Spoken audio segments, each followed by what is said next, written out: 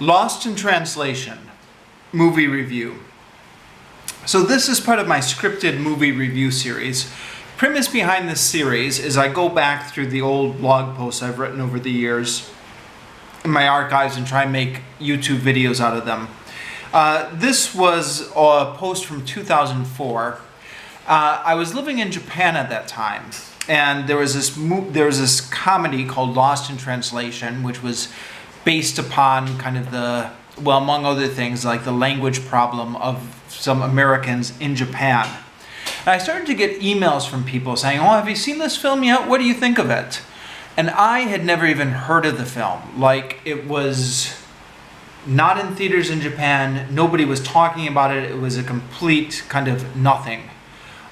Gradually, as I kind of started to get more emails and people asking about it, I was looking about it online, and I did find a couple interesting articles. There was actually an article in Fukuoka Now, which is not up there anymore, but that was up there 14 years ago in 2004, in which they kind of examined why this movie had zero appeal for Japanese audiences.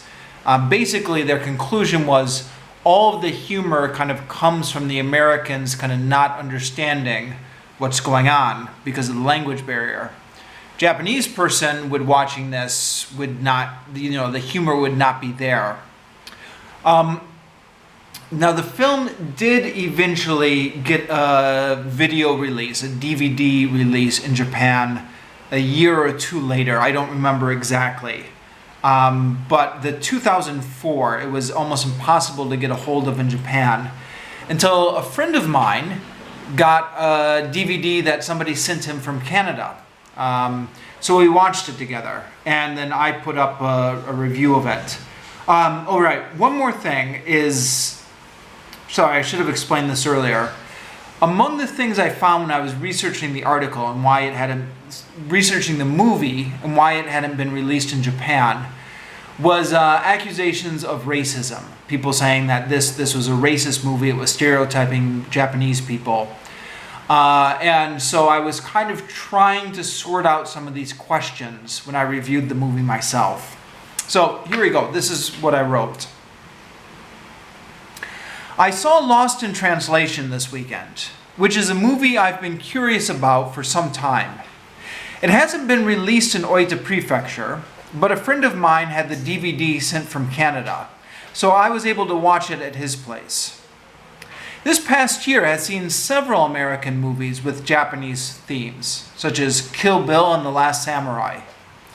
The Japanese domestic film industry is struggling, so the Japanese movie-going public thrives on American movies, which, in Japan, easily outgross the domestic movies. Japanese people love American movies, so it's been interesting to see the buzz behind movies like The Last Samurai and Kill Bill, American movies with Japanese themes, which is what makes Lost in Translation so interesting. Over here in Japan, to say that there is no buzz behind this movie is an understatement. It doesn't even exist in Japan. I would never even have known about this movie if several of you hadn't emailed me about it. I was reading up about it, trying to find out why it hasn't been released in Japan, and I found some articles that accused it of racism. I was curious about the charges of racism. Now, as others have written, the film is not so much about Japan, as Japan is just used as the backdrop for a sort of pseudo-love story. So maybe it is kind of silly to overanalyze the Japan parts of the movie too much. But that said, I'm going to do it anyways.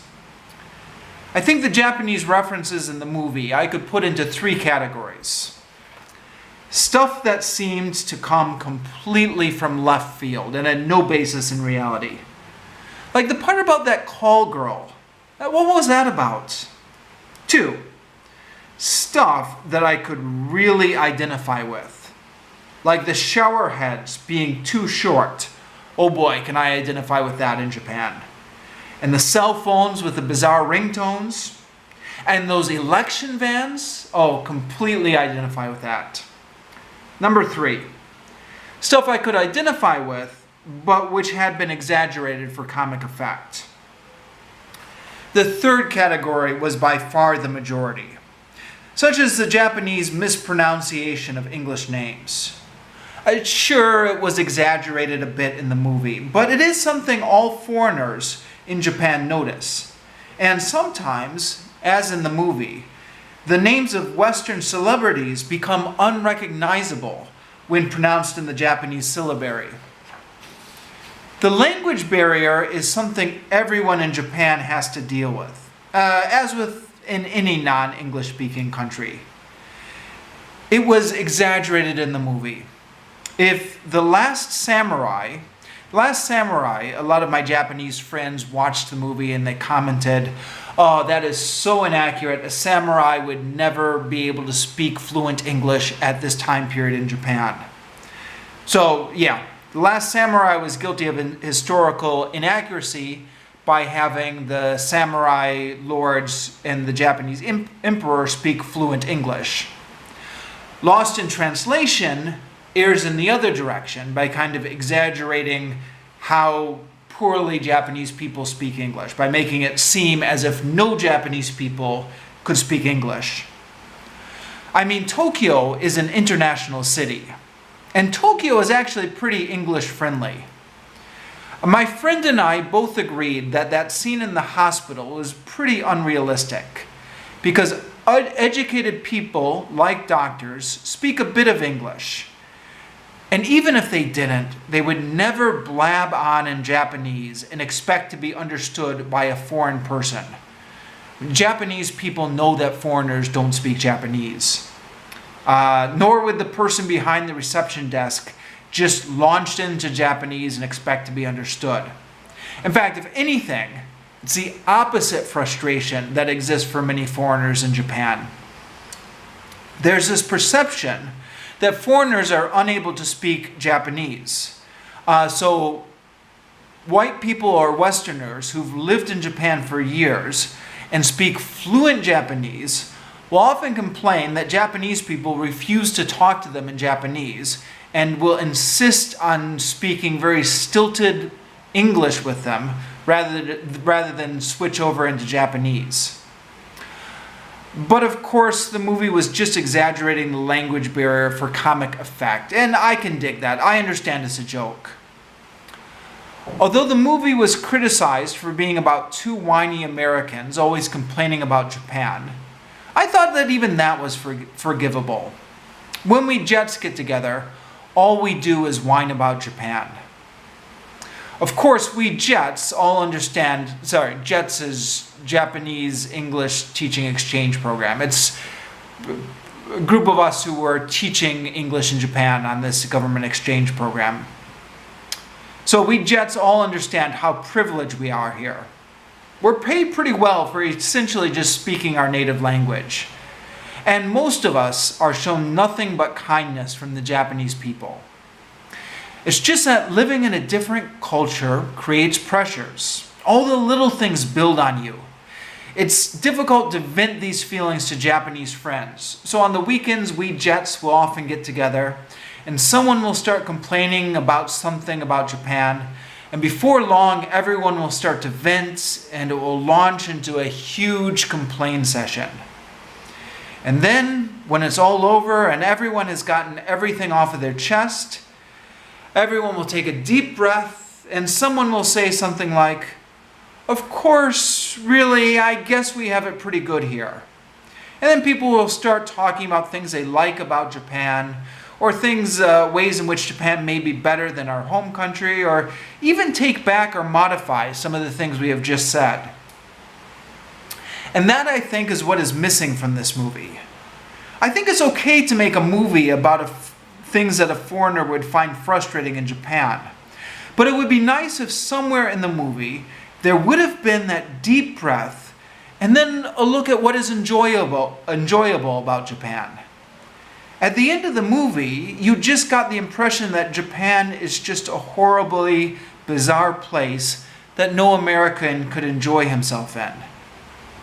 The other thing was that there were no Japanese characters presented as human beings, or as someone the main characters could have potentially formed a meaningful relationship with. At times, the viewer gets the impression that in this huge city of Tokyo, the only meaningful relationship these two lonely Westerners can possibly form is with each other.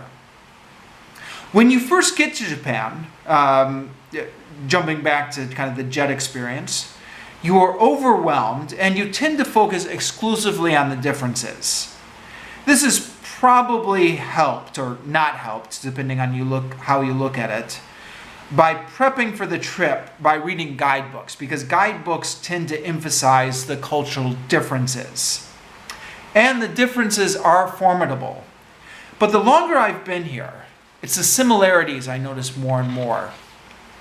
When I teach in the junior high schools, I look at the kids and sometimes I think to myself, that was me at that age. Or that kid reminds me of my friend back home. And now that I've been in Japan a couple years and I can understand a bit of Japanese, I can listen in on the conversations, and a lot of them sound very similar to the conversations people have back home. You know, the way someone will accidentally say something stupid and then be gently teased by everyone in the group. Or the way two people will bat a joke back and forth between the others, each one kind of slightly building on the joke off of what the other one said. Or the way inside jokes develop and then they get brought out in another setting in a larger crowd and only people who are in on the joke will laugh. I mean, all these things I kind of notice in Japanese society, just like you would in American society. And when I'm out with Japanese people my own age and I'm listening in on the conversation and watching how they interact, I think to myself, it's exactly the same way my friends play off of each other back home. Although Japanese TV can seem bizarre at first, after watching it you realize that it really is kind of aiming for the same set of emotions as American entertainment. Sorry, I suppose this all sounds a bit cheesy when I try and put it into words. Because, you know, duh, like, of course we all realize these things. But sometimes I think it gets a little bit lost when you focus too much on the differences. Now, I don't want to say Lost in Translation was a racist movie. I think the people who made it had good intentions and just wanted to have a laugh at some of the oddities about Japan and the frustrations of being abroad. But from an idealistic standpoint, the movie would have been better if we had just gotten a glimpse of Japan's human side as well.